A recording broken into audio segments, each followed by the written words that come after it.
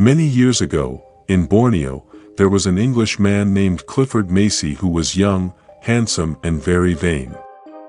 He fancied himself as God's gift to women and often boasted about his success. Macy was part owner of a tobacco plantation and his friend and business partner was another English man by the name of Leopold Warwick. Despite being old and fat, Warwick had a wife who was very young and very beautiful, and she was the envy of every man who set eyes on her. The three of them lived together in a big house on the plantation. Macy slept in the first bedroom, while Warwick and his wife slept in the second. It was rainy season and there was precious little to do.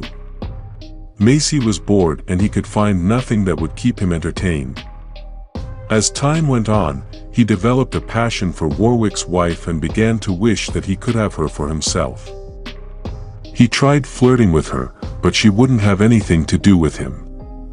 One evening, when her husband was away, Macy made a pass at her, but she slapped his face. However, Macy was the kind of man who didn't take no for an answer. Every time she rebuffed him, he became more and more obsessed with her until he was determined to have her at any cost.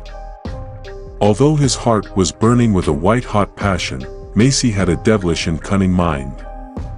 He soon came up with a way to get Warwick out of the. In Borneo, there is a type of earwig that lives on waxy secretions.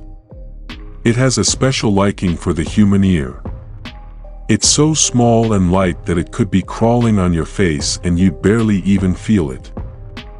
If it gets into a man's ear, it creeps down the canal, unable to turn around, feeding as it goes and causing weeks of hellish torment until, well, I'm sure you can use your imagination. Macy paid two native men a large sum of money and instructed them to creep into Warwick's bedroom in the middle of the night and place an earwig on his pillow.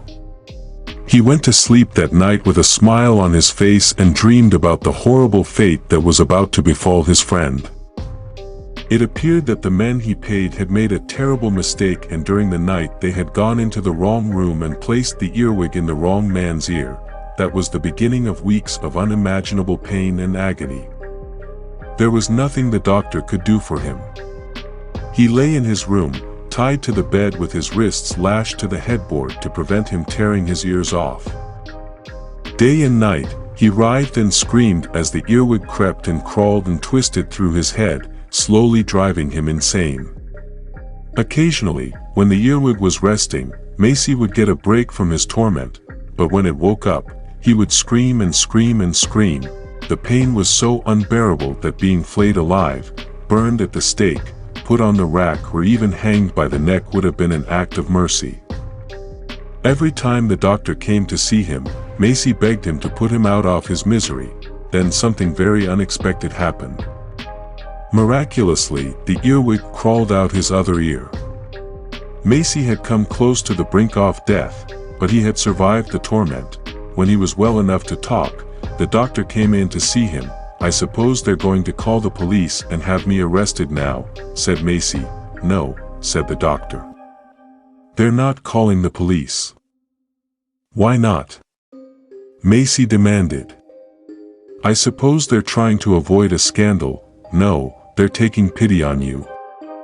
They know about your condition." "What do you mean?" "You see, the earwig was a female," said the doctor, "and it laid eggs.